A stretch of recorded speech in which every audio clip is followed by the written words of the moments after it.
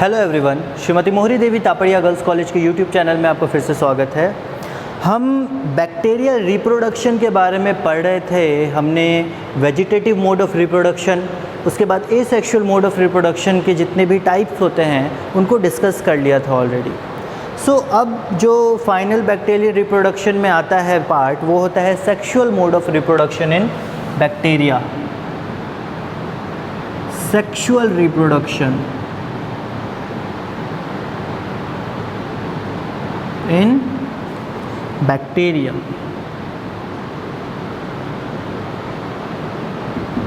अब sexual reproduction in bacteria, इसको कैसे हम आइडेंटिफाई करेंगे, इसके बारे में कैसे पढ़ेंगे और कैसे एक्चुअली होता है ये सेक्सुअल मोड ऑफ रिप्रोडक्शन। तो अब सेक्सुअल मोड ऑफ रिप्रोडक्शन की जब हम बात करते हैं तब हमारे ध्यान में आता है सबसे पहले चीज़ वो होती है variation.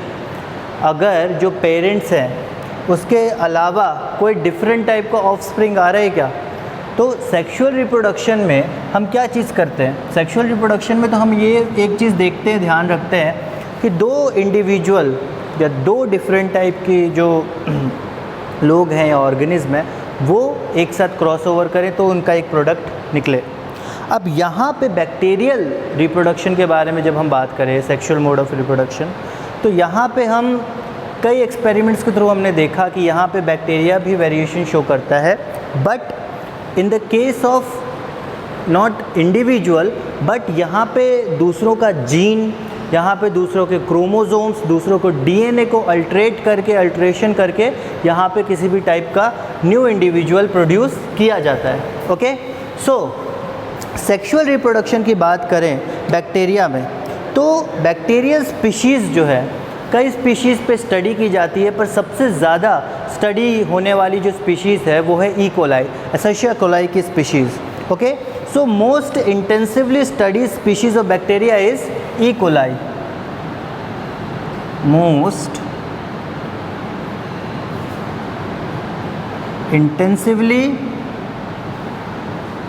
Intensively studied bacterial species is E. coli, Escherichia coli. सबसे ज़्यादा स्टडी की गई जो स्पीशीज़ है बैक्टीरिया में वो है ई कोलाई। ओके, इन पे सबसे ज़्यादा स्टडी की गई है, सबसे ज़्यादा रिसर्च हुए हैं ई कोलाई पे। ओके, अब ई कोलाई की बात की जाए तो यहाँ पे हम आइडेंटिफाई करते हैं कुछ ई कोलाइज को एज अ मेल एंड कुछ को as a female. Some bacteria act as male और some act as female। हमने देखा कि कुछ बैक्टीरियाज जो है यहाँ पे वो मेल की तरह एक्ट करते हैं और कुछ जो है वो फीमेल की तरह एक्ट करते हैं। अब ये मेल और फीमेल कैसे डिसाइड होता है? तो एक चीज़ आपको याद होगी, शायद मैंने बताया था फर्टिलिटी फैक्टर के बारे में, ये साइन के बारे में F+ और F-। तो अगर आपको फर्टिलिटी फैक्टर याद होगा तो वही फर्टिलिटी फैक्टर यहाँ पे मेल और फीमेल आइडेंटिफाई करने का काम करता है। जिन बैक्टीरिया में फर्टिलिटी फैक्टर प्रेजेंट होगा, those bacteria are considered as the male bacteria और F+ bacteria. Okay, the male have the ability to transfer gene. जिनके पास फर्टिलिटी फैक्टर होगा वही जीन को ट्रांसफ़र कर पाएंगे। The male has the ability to transfer gene। मेल के पास एबिलिटी होती है जीन को ट्रांसफ़र करने की, और कैसे ये एबिलिटी प्रोवाइड होती है इनको? Due to a fertility factor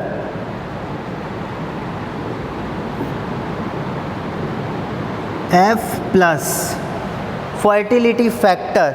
और जो फीमेल्स हैं वो इनके अपोजिट हैं कि जो फीमेल्स हैं उनके अंदर जो है ये F फैक्टर नहीं पाया जाता है। इस कारण से ये डोनेट तो नहीं कर सकती, ट्रांसफ़र तो नहीं कर सकते, but they can receive this gene.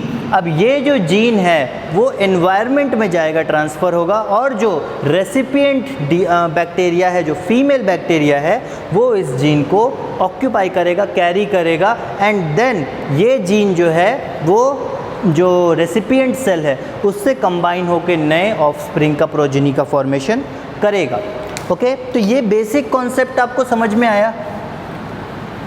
ये तो बहुत बेसिक कॉन्सेप्ट है कि कुछ क्या कहते हैं, एक फर्टिलिटी फैक्टर प्रेजेंट होता है, जिस पे फर्टिलिटी फैक्टर प्रेजेंट होगा वो मेल होगा और वो डोनेट करेगा या फिर वो जीन को ट्रांसफ़र कर सकता है, और जिसके पास फर्टिलिटी फैक्टर नहीं प्रेजेंट होगा वो फीमेल होगी और वो जीन को ट्रांसफ़र तो नहीं कर पाएगी बट उसको अपटेक कर पाएगी, इनटेक कर पाएगी, या फिर क्योंकि वो रेसिपिएंट होती है तो वो उसको इनटेक कर पाएगी। ओके, ये डिफरेंस पता चला।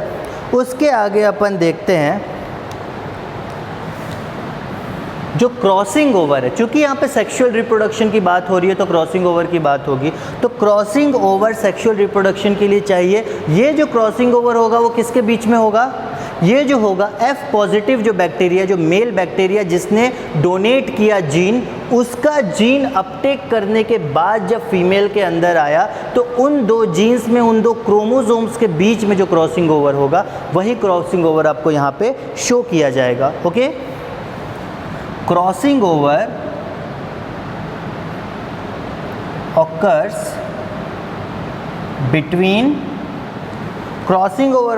between the female chromosome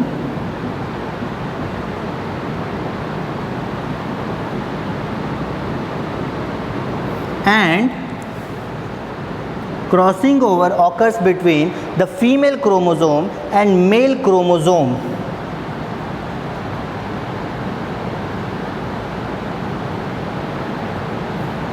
female और मेल क्रोमोसोम के बीच में क्रॉसिंग ओवर यहाँ पे होगा और उसके बाद this process is followed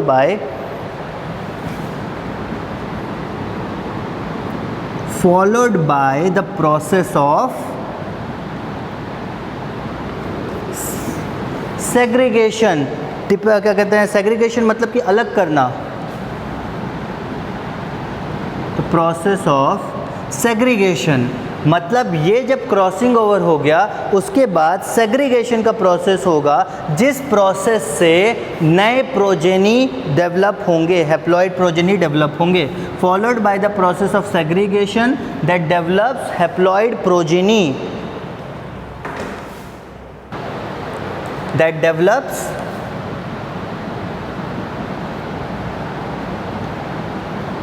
haploid progeny.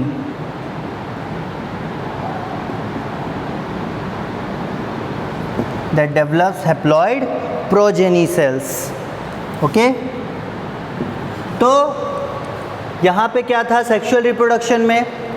Mail और फीमेल को आइडेंटिफाई करने के लिए एक फर्टिलिटी फैक्टर का होना ज़रूरी है। जिसके पास फर्टिलिटी फैक्टर या F+ फैक्टर है वो मेल है और वो डोनेट करेगा, जीन का ट्रांसफ़र करेगा, और जिसके पास फर्टिलिटी फैक्टर नहीं है वो F- है, वो फीमेल है और वो रेसिपिएंट का काम करेगी, मतलब कि वो कैरी करेगी उस जीन को।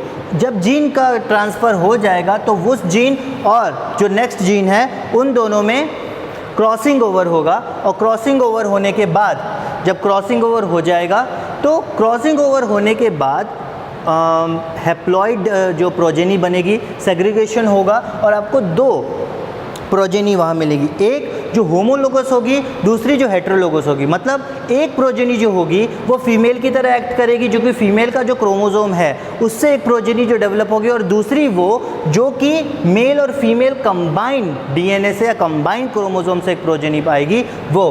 तो दो टाइप की आपको यहाँ पे प्रोजेनी मिलेगी। ओके, उसके आगे हम देखते हैं कि यहाँ पे जो सेक्सुअल रिप्रोडक्शन है आपका बैक्टीरिया में, वो बेसिकली 3 प्रोसेसेस या देखा जाए तो 3 मैकेनिज़्म है, डिफरेंट मैकेनिज़्म वो साइंटिस्ट के द्वारा प्रपोज किया गया है, जिसके थ्रू बैक्टीरिया जो है सेक्सुअल रिप्रोडक्शन करते हैं। 3 different processes, 3 different functions that are transformation, transduction and conjugation. Transformation, transduction and conjugation, ये 3 डिफरेंट प्रोसेसेस हैं।